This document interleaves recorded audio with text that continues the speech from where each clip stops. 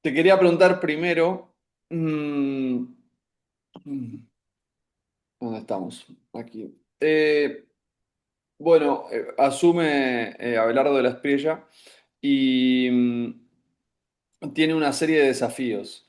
Entonces, en primer lugar, hay algo claro que ha quedado muy de manifiesto, no solamente en Colombia, es algo que evidentemente pasa también en otros lugares en América Latina, que tiene que ver con la polarización política, con un electorado que quedó partido al medio, claramente, por lo menos en manifestación, en intención de votos, en un balotaje que inevitablemente también te lleva a eso, pero que igualmente en la primera vuelta fue muy similar, ¿no? Fue también con un porcentaje muy alto de votos, tanto para De la Espriella como para Iván Cepeda. Entonces, bueno, quería saber qué pensás de la perspectiva de este desafío en este comienzo de gobierno, de nuevo gobierno en Colombia.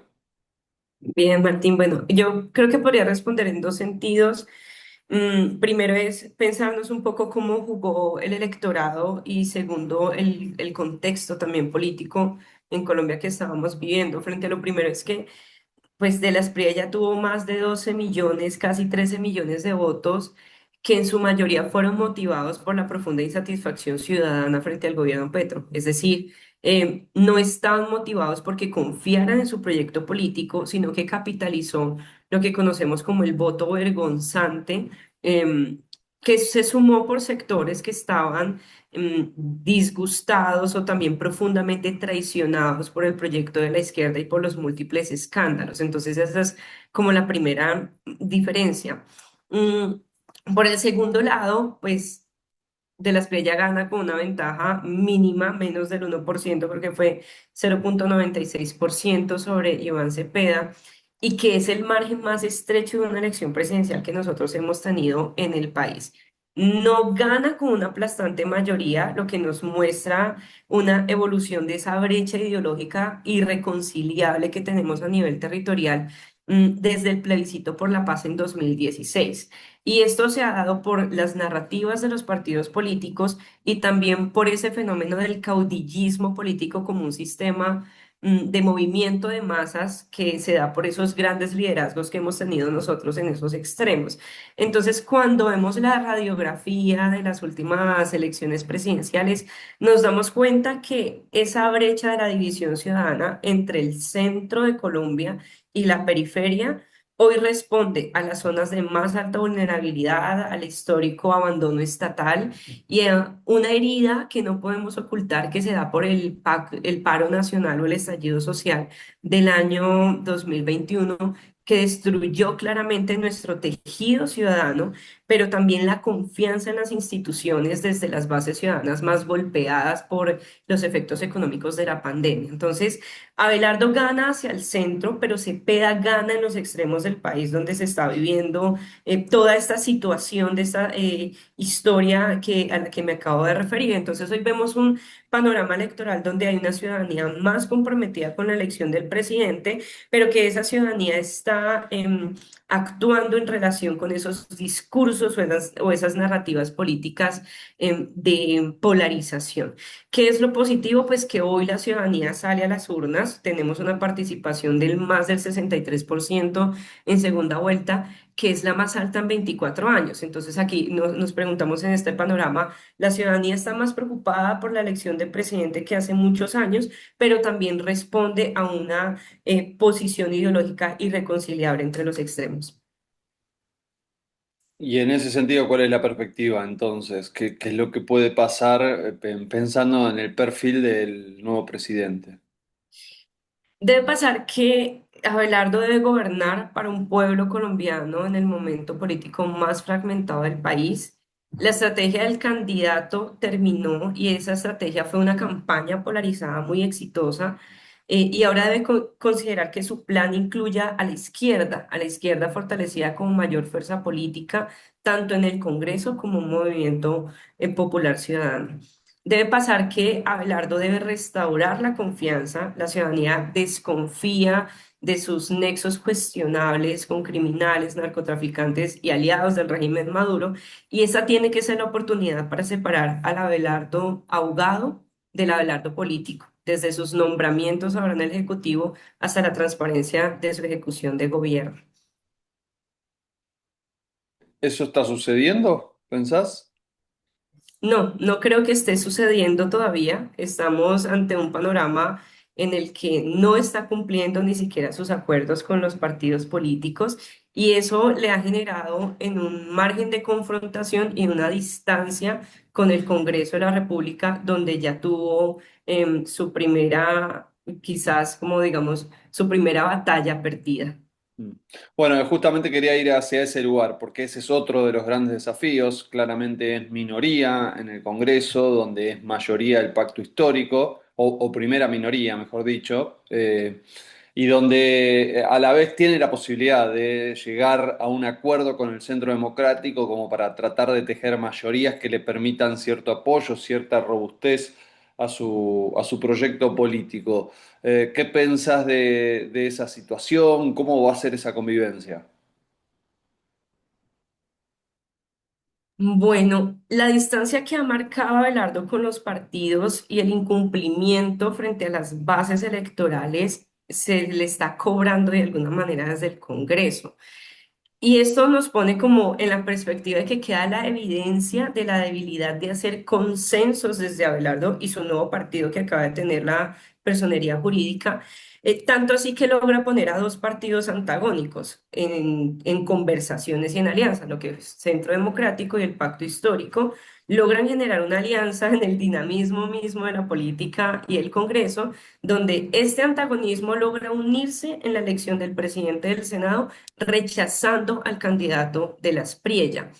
La conformación del Congreso en este momento nos da que si bien el pacto histórico tiene mayorías en su bancada y es la mayor fuerza política como partido, no representa las mayorías para el gobierno. El gobierno sí ha tenido una coalición que ya pues la mayoría de los partidos se han declarado de gobierno, estamos todavía a la espera de los que faltan por declararse o de gobiernos independientes, pero el único partido que se ha declarado oposición es el del pacto. Eso quiere decir que naturalmente por cercanía ideológica, Abelardo tendría mayorías en el Congreso, pero la poca estrategia de consensos que ha tenido en su liderazgo, pues le ha dejado sin este respaldo. Ahora bien, lo otro es que la amenaza de expedir mediante decreto todo lo que el Congreso no le quiera aprobar, pues ha provocado que el mismo Congreso le demuestre a Abelardo que existe el sistema de frenos y contrapesos y que están dispuestos a ser igual de volátiles a como él ha sido pues en estos días, antes de ser presidente incluso, que todavía no se ha posesionado. Ujú. Bien, y por último, te quería preguntar por la situación más histórica de Colombia con respecto al proyecto de la paz total de Gustavo Petro, pero que trasciende, ¿no? Sino que hablamos de un conflicto, una herida abierta en la historia de Colombia, que más allá de los acuerdos de paz, evidentemente no se termina de resolver y que este candidato ha anunciado cuando eran las campañas electorales un giro de 180 grados con respecto a lo que se viene haciendo hasta acá. Entonces eso también puede generar un gran cambio en todo el camino recorrido que más allá de no haber resuelto el problema, claramente ha avanzado, ¿no? No es lo mismo que hace, no sé, 15 años, 20 años. Entonces, quería saber desde tu mirada qué pensás que puede suceder en este plano. Bien, bueno, Abelardo envía a su vicepresidente de gira por Estados Unidos y al ministro de Defensa designado con el ánimo de entrar en esta nueva apuesta estadounidense del escudo de las Américas, también porque uno de los pilares de la patria milagro es la seguridad. Entonces, claramente hay un fracaso de la paz total de Gustavo Petro y hay una intención o un anuncio de las Espriella de implementar el Plan Patriota 2.0, que su primera versión se implementa en el año 98, que fue Plan Colombia. La segunda versión desde el 2002 con Álvaro Uribe Vélez, que tiene la mayor inversión en seguridad de nuestro estado, pero también de la cooperación internacional estadounidense. Este discurso de esos dos programas exitosos frente a la reducción de las FARC en el conflicto armado interno, pues son el argumento de Abelardo de la Espriella para decir que hoy también queremos una cooperación para la seguridad con Estados Unidos.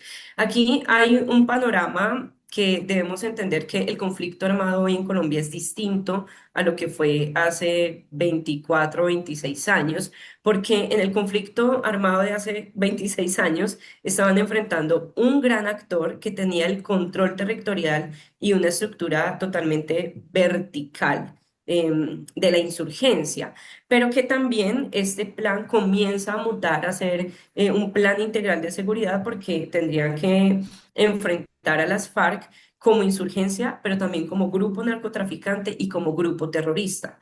Ahora el panorama de seguridad es distinto porque no tenemos ese único actor, sino que hoy hay una multiplicidad de actores entre grupos insurgentes, pero también grupos de delincuencia organizada transnacional y grupos armados organizados que le obligan al Estado a tener una estrategia que pueda diferenciarles, pero que también pueda enfrentarles como una amenaza híbrida o asimétrica que tiene hoy mayores capacidades militares que las que tiene el Estado y capacidades económicas y de cooptación. Ahora, si Abelardo entiende muy bien cómo se está dando esa dinámica de amenazas en la región, seguramente podrá tener ese balance de la mano dura que él quiere realizar, pero también con todos los procesos de justicia, porque no nos sirve en Colombia que haya una promesa de construir megacárceles si el sistema de justicia colombiano no está fortalecido para llevar de la captura a la judicialización. Entonces tendrá retos enormes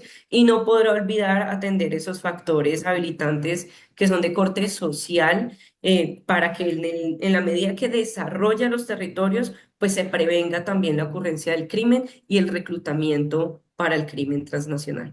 Mm. Pero también, por ejemplo, anunció él que no está de acuerdo y que iba a cerrar esta política de justicia restaurativa, ¿sí? Que ya se había comenzado a hacer como camino de ejercicio de memoria colectiva y de resolver parte de esas heridas.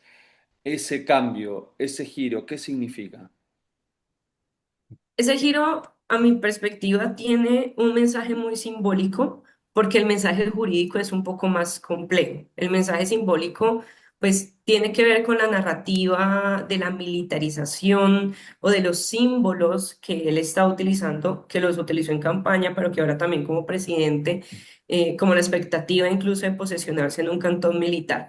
Estos símbolos ponen en riesgo la democracia civil y socavan esas narrativas de reconciliación. Esas expresiones refuerzan la polarización de la que hemos estado hablando, pero también quizás desconoce los reclamos históricos de los ciudadanos frente a las violaciones de derechos humanos que cometió el mismo Estado y que han sido evidentes a través de la Justicia Especial para la Paz. Y también es un retroceso en los procesos de reparación y reconciliación, eso en términos simbólicos. También porque hace parte de la corriente política en que la derecha de nuestro país no ha estado muy de acuerdo con lo que se firma en el proceso de paz y con el accionar de la Justicia Especial para la Paz. Ahora, frente a lo jurídico, tendríamos que preguntarnos qué tan viable es que realice las modificaciones y esto nos llevaría a una modificación incluso de la Constitución misma, porque una vez se realiza el plebiscito por la paz y el presidente Santos hace toda la implementación, la ley que crea este proceso de justicia transicional pues entra a integrarse como un bloque constitucional, es decir, hace parte también de nuestra constitución política. Entonces, seguramente será un debate jurídico muy largo para el gobierno de Las Priella frente a acabar o a transformar la JEP en este momento. Bueno, Isabela, la verdad que muy, muy interesante toda esta conversación y todos estos Sí. conceptos. Ni bien tenga el artículo, por supuesto que te lo paso, como siempre. Ay, súper bien. No, qué interesante, Martín, y muchas gracias por la invitación, siempre totalmente dispuesta y por supuesto estoy atenta para también publicarlo en todos los medios por acá. Bueno, te mando un saludo grande, hasta pronto. Chau, chau. Igualmente, un abrazo, feliz día. Chau.